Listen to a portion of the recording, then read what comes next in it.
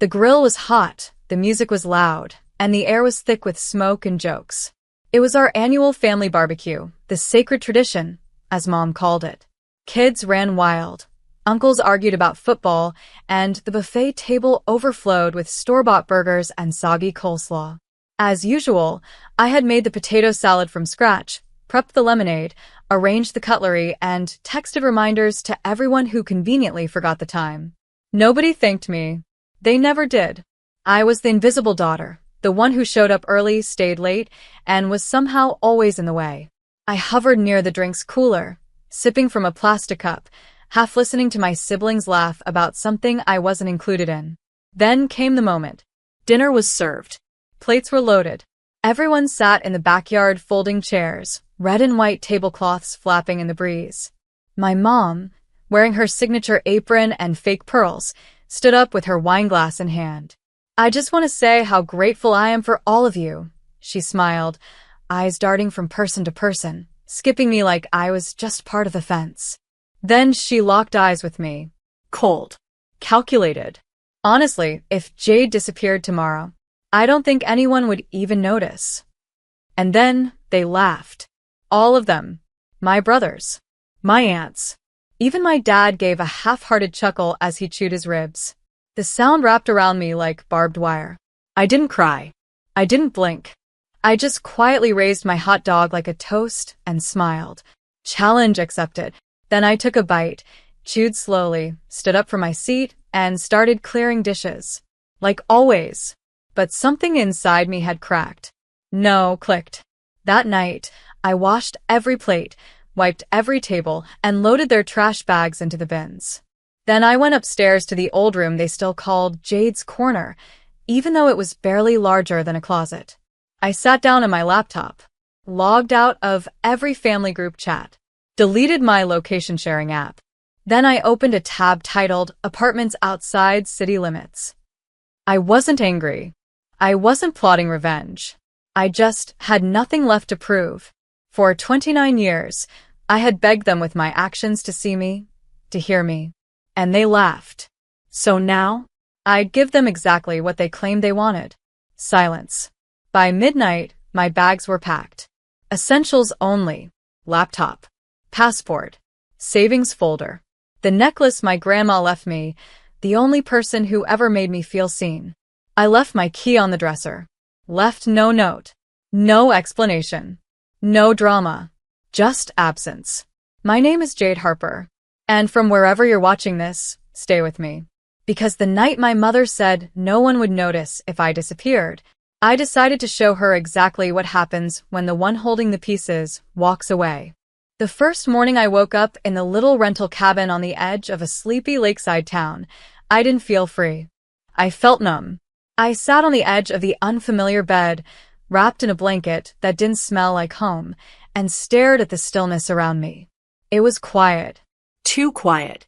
No sibling banging on the door, needing a ride. No mom shouting for more paper towels. No reminders on my phone to pick up prescriptions for my father. No noise. And yet, somehow that silence was the loudest thing I'd ever heard. I didn't vanish on a whim. I'd been preparing to disappear long before I ever heard my mother say those words. Because deep down, I always knew they didn't see me. Not really. Growing up, I was the reliable one. I brought home straight A's, got my first job at 16, paid part of the household bills while my siblings got allowances for doing nothing. When my brother totaled his car, I gave him mine. When my sister needed money for tuition, they came to me, even though I was working double shifts to afford my own night classes. Every birthday, I spent baking cakes, decorating, organizing. Every holiday, I stayed behind cleaning dishes while the rest of the family posed for photos I wasn't in. My reward? Mockery. Dismissal. And a mother who looked me in the eyes and said I could vanish, and no one would even notice. So, I tested that theory. And I walked away. At first, it felt like punishment. I watched the trees outside my window sway in the wind while I tried to figure out who I was without someone needing me. I didn't tell anyone where I went. I disabled my Instagram, shut down Facebook, blocked every family number. I started fresh under a new account, Jade R. freelance admin, available remotely. I applied for jobs quietly.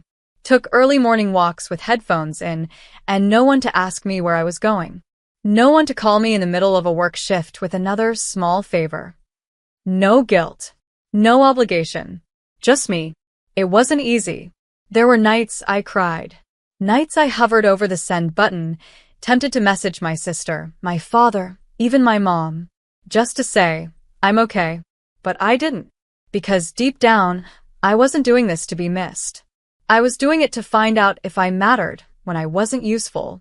It was the first time in my life I wasn't performing for their approval. And that freedom? It didn't come in fireworks. It came in small, defiant breaths. I made my coffee the way I liked it, watched movies without someone judging my choices, started writing again, took pictures of sunsets and posted them on an anonymous blog. I was lonely, but I wasn't alone, because for the first time ever, I had me. There's something sacred about erasing yourself on purpose. Not to run, not to hide, but to start over on your own terms. I called it the quiet delete. And I didn't flinch. First, I closed every account tied to my full name. Bank? Switched. Email? New. Social media? Gone. The family Netflix account, the one I paid for that they all used? Deactivated. The shared grocery app? Uninstalled. The auto-pay subscriptions for things I wasn't even using anymore? Cancelled. No angry texts. No explanations. Just silence. I sold my car. Bought a used one with no tracking, no Bluetooth sync, no connection to my old insurance plan. I called my workplace and gave 2 weeks' notice, told them I was relocating for personal reasons. My boss didn't ask questions. He just said, "You've always been the quiet one." Quiet. Funny how the same word that defined my existence was now the only thing keeping me sane. I rented a 1-bedroom cabin 3 hours outside the city. No one knew the address. Not my siblings. Not my coworkers. Not even my friends from college. I kept one phone but changed the number. The old one? I dropped in the bottom of the lake beside the cabin, battery removed. That number had been ringing for everyone else for years. I didn't want it anymore. Jade Harper, the family errand girl? She no longer existed. Now I was Jay Harlow, a freelance assistant, virtual, no photos online, payment through PayPal only. It felt like a performance at first, but then it became a practice. And eventually, a personality. I built a new rhythm. Morning walks by the lake. Coffee while reading client briefs. Midday journaling. Late-night emails with motivational affirmations I used to send them, now redirected to myself. I remembered how to be still, how to be small, without being invisible, how to take up space, even in silence. Sometimes I'd sit on the porch and ask myself, if they ever looked for me, would they even know where to begin? And the answer always came back the same. No. Because they never truly knew me. They knew what I did for them, not who I was without them. They knew the dishes got done. They didn't know what book I loved. They knew the groceries got bought. They didn't know my favorite flower. They knew I always showed up, but never noticed how tired I was when I did. So I disappeared, not to make a point, but to protect my peace. They'd called me quiet like it was a flaw. Now, that silence was my sanctuary. And for the first time, I wasn't missing. I was becoming. It took a week for them to notice I was gone. Not just not home. Gone. No posts. No texts. No last-minute favors. No backup. At first, I imagined the family group chat. Probably something like, "Has anyone heard from Jade? She's probably sulking. She'll show up when she needs something." The irony? I never needed them. They needed me. And without me, their well-oiled little machine started to rust. Week 2. My brother, Mark, missed his court hearing because I wasn't there to remind him. Week 3. My mom forgot her medication refill. I used to handle all her prescription pickups. Week 4. My sister completely botched her work event. She always relied on me for planning, menus, checklists, rentals. She'd send me Pinterest boards, and I'd turn them into reality. This time, She cried on Instagram because the tablecloths didn't match the centerpieces. By the second month, the calls started. Blocked numbers. Unknown numbers. Emails to my old account. Jade, this isn't funny. Where are you? Mom's getting worried. Dad keeps asking if you're mad. I watched it all through the burner email I left active, the one I only used for bills and airline points. Their panic grew in stages. Annoyance. Inconvenience. Realization. They hadn't just lost a person. They lost their infrastructure. The birthday reminders. The family calendar. The emergency contact who always showed up, even when she was sick, tired, or heartbroken. I was the unpaid secretary. The emotional sponge. The fixer of their messes. And now, they had to sit in the mess. By month 3, my cousin posted a family photo at another barbecue. Everyone was there. Except me. I stared at the screen and noticed something no one else probably did. The plates were paper. The food looked microwaved. The tablecloths were wrinkled. The smiles were strained. Even my mother's usual over-the-top centerpiece was missing. One of my old coworkers messaged me privately. I hope you're safe. I heard what your mom said at the barbecue before you left. People are talking. That caught me off guard, because I hadn't told a soul what she said. But apparently someone at the party had heard it too. Word spread.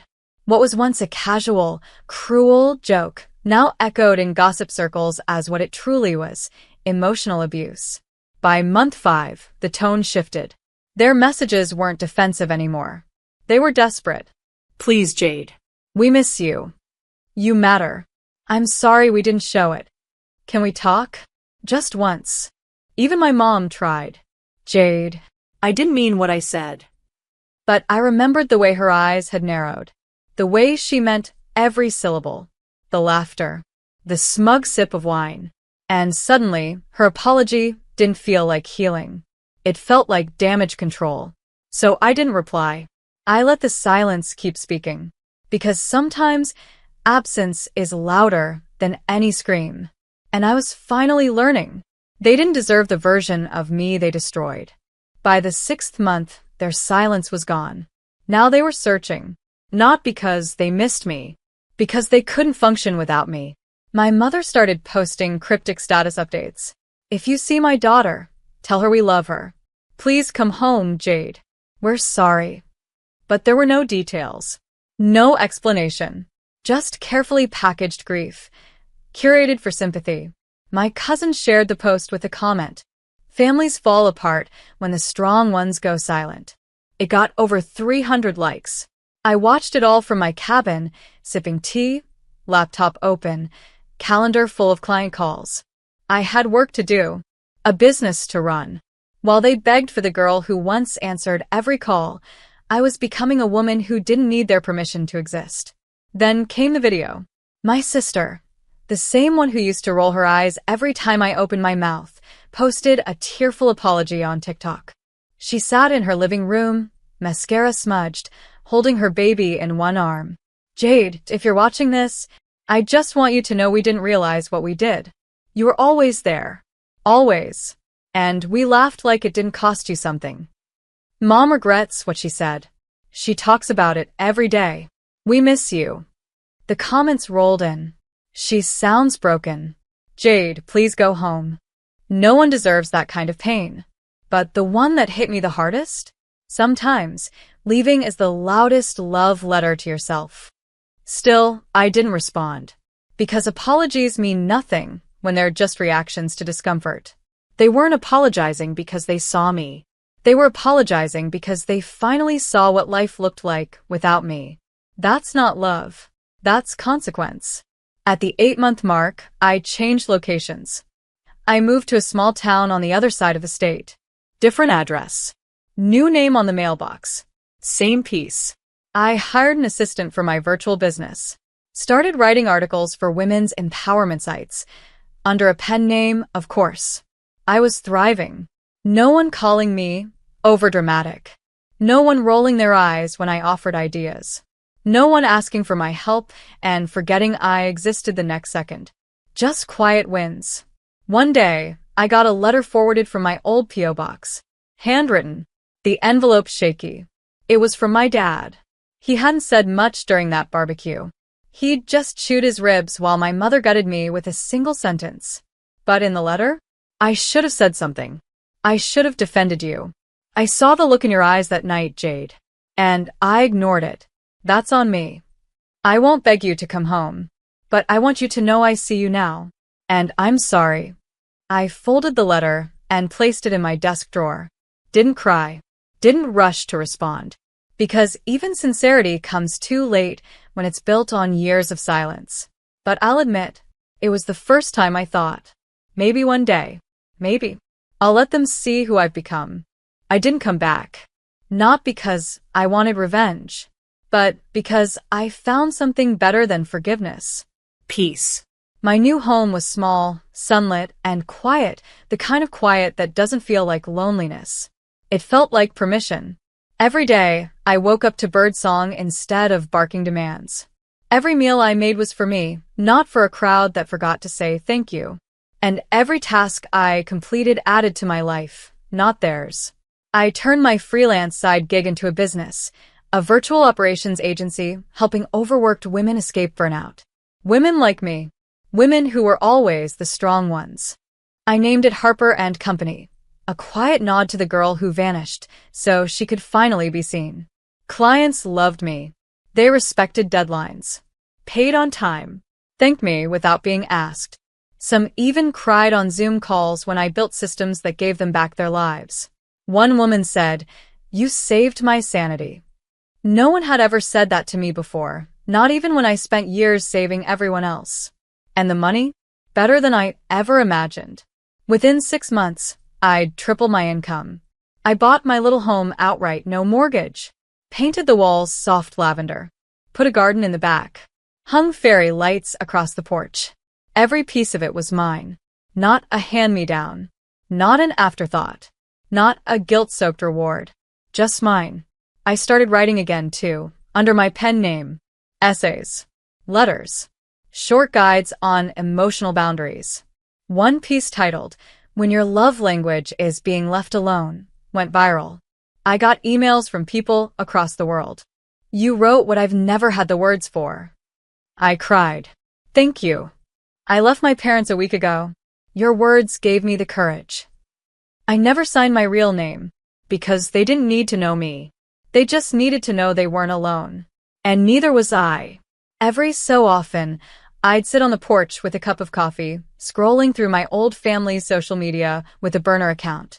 I watched them try to piece things together. Samantha's events were chaotic now, no more curated flyers or structured timelines. Mom posted blurry photos from birthdays with uneven candles and mismatched plates. Dad looked smaller, older. They weren't falling apart. They were facing life without the one who glued it all together. They thought I was just background noise. But turns out, I was the architecture. 1 year after I disappeared, a letter arrived. Cream envelope. Handwritten again. But this time it wasn't just my dad's. It was from all of them. Signed by every sibling. Even my mother.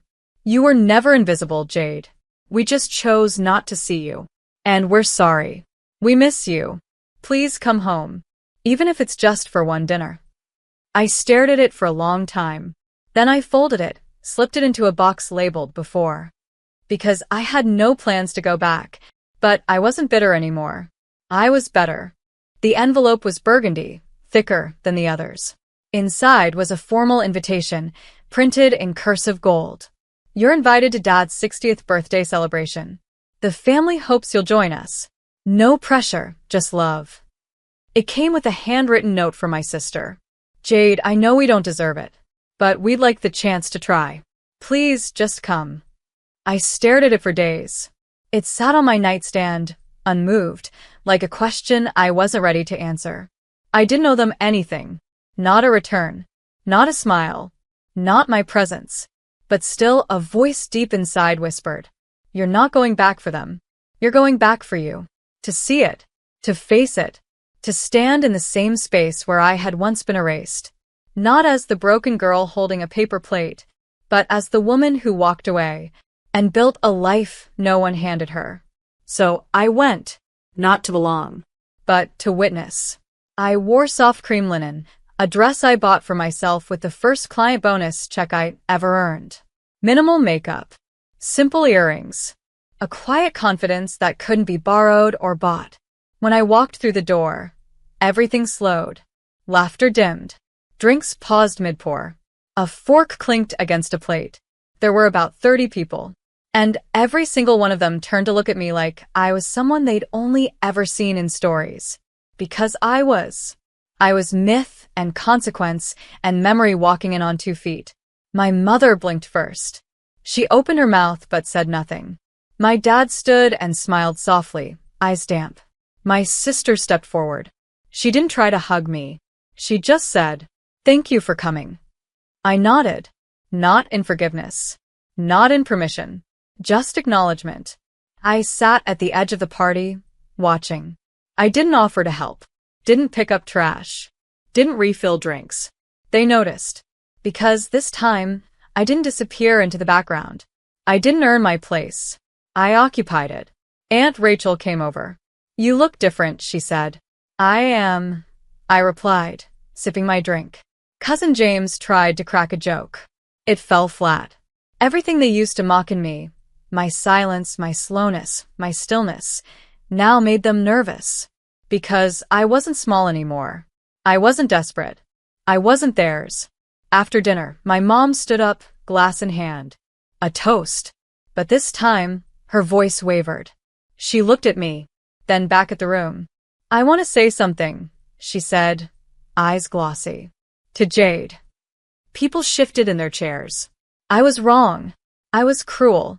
And I didn't realize how much of our family's strength lived inside the daughter I treated like an afterthought. Silence. Then, "I didn't just lose you when you walked away. I lost myself. Because you were the one keeping us from falling apart." She swallowed hard. "I'm sorry. I can't erase it. But I see you now." I stood. Calm. I didn't cry. Didn't gloat. Didn't perform. Just looked around the room, at the faces that had once laughed, and said, "You said no one would notice if I disappeared. But when I did, this entire family cracked. I was never the problem. I was the pattern breaker." Then I set my glass down, and I left. This time, I didn't vanish. I just chose not to stay. I didn't wait for dessert. I didn't stay for hugs or tears or more apologies. I walked out the door just as the string lights began to flicker on. This time, no one laughed. No one said a word. And I didn't look back. Back at my car, I sat for a moment in the quiet. Engine off. Fingers resting on the wheel. Then I opened the note my dad had slipped into my purse on my way out. "We failed you. And I don't know if we'll ever deserve a second chance. But thank you for being strong enough to walk away so we could finally wake up." I folded it slowly and tucked it into my glove box next to my registration. Because now, I was registered to myself. The next morning, I returned home, to the lavender walls, the humming garden, the fresh notebook beside my coffee. I didn't cry. I didn't replay their faces. I just opened my laptop, typed in the title of my next blog post. "When the ones who ignored you start asking where you went." And I wrote, "There's a kind of grief that doesn't come with funerals. It comes when you realize the people you loved only loved your usefulness. And once you stop being useful, you disappear." But I didn't vanish to be cruel. I disappeared so I could reappear for myself. Whole. Unedited. Unapologetically mine. Later that day, I received an email from a reader. "Your story gave me courage. I finally said no to my family after years of being the one who held everyone up. I didn't know how much I needed your words until they saved me." I closed my eyes and smiled. Because now the girl they said wouldn't be missed, she was changing lives. Months passed. I didn't hear from my family again, not in the loud, performative way they once operated. But sometimes I saw glimpses. A like from my mother on an anonymous article I wrote. A repost of my quote by my sister on her stories. No credit, but I knew it was mine. And once, I passed my brother in a grocery store. He paused, opened his mouth. But I just smiled. Not cold, Not cruel, just free. They told me no one would notice if I disappeared. But when I did, their world got quiet. Their lives got harder. And for the first time, they realized who I was. Not the background, not the help, not the weak one. I was the structure. I was the storm and the calm after. I was the girl who walked away and came back as a woman they'd never get to hold again. Because I didn't leave to be missed. I left to find out who I was when no one was watching. And what I found was enough.